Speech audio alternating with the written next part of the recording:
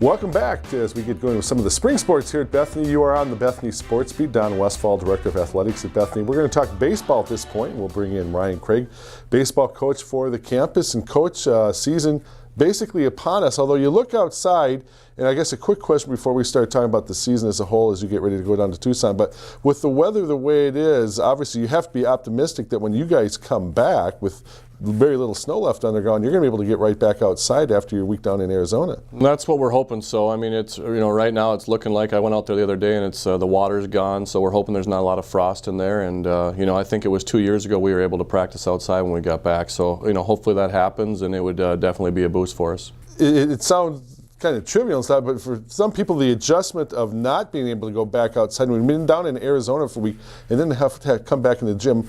Is it a huge step back, or, again, I don't want to trivialize it, but it would seem to me the fact that you can just that level of continuity and haven't been outside, you really don't want to have to go back into the gymnasium setting. It's a significant step back. I think these kids are already sick of the gym as we speak, trying to be in cages where you feel like you're claustrophobic. So I think the sooner we can get outside and start taking live fly balls and seeing some balls on the ground, I think it's going to be better off for us. Your team last year, of course, finishing in the conference championship game, losing out to Scholastica this year as far as preseason pick goes.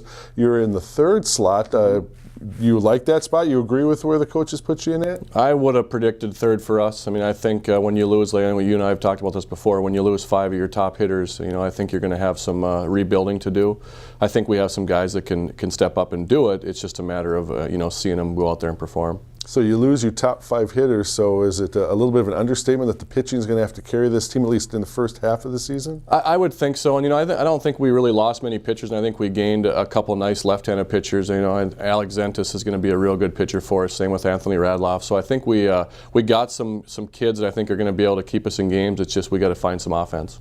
And defensively, I know last year, concern with number of errors and things like that, and obviously since scoring runs could be a little bit of premium. Mm-hmm. Any changes as far as as you've approached this season, more concentration on the defensive side of the game, or what have you done differently, just knowing that, maybe at least early on, runs could be at a premium for your team? Yeah, I mean, we've spent a lot of time on defense. I think we've been doing defensive breakdowns probably 3 or 4 days a week. I think we're going to try Neil Eichten over at shortstop. He's a basketball player here at Bethany.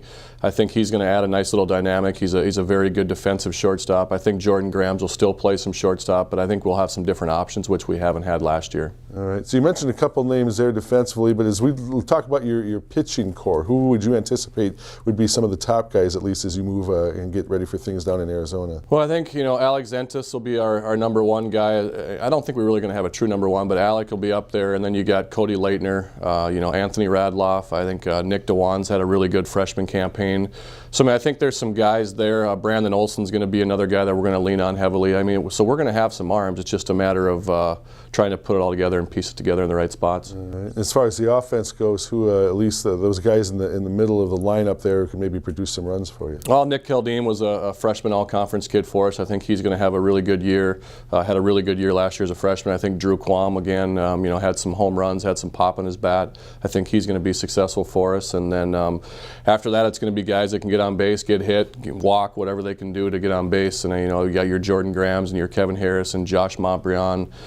There's a lot of guys that I think need to step up, and if they do, we could have a pretty successful year.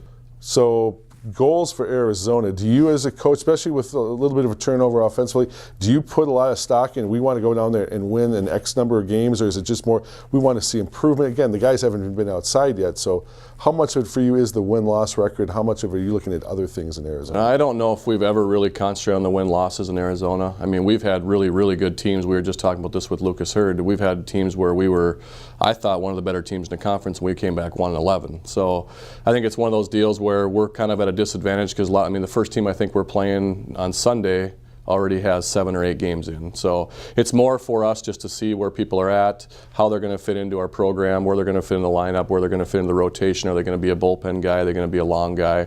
So it's more just seeing the whole grand scheme of things, and hopefully if we win some games, that's a bonus.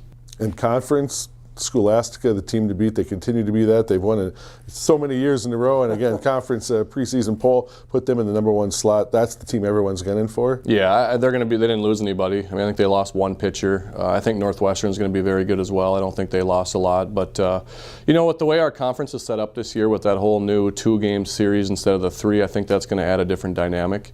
I think you're going to have to be kind of smart on how you throw your pitchers and what you do. So. All right, very good. Well, again, that's the baseball discussion as the team gets set to go on their spring trip down to Arizona. We'll keep track of those results in the early season non-conference schedule for Bethany. Keep coming back to blcvikings.com for more on the baseball season. Ryan Kragh and Don Westfall here on the Bethany Sports Beat.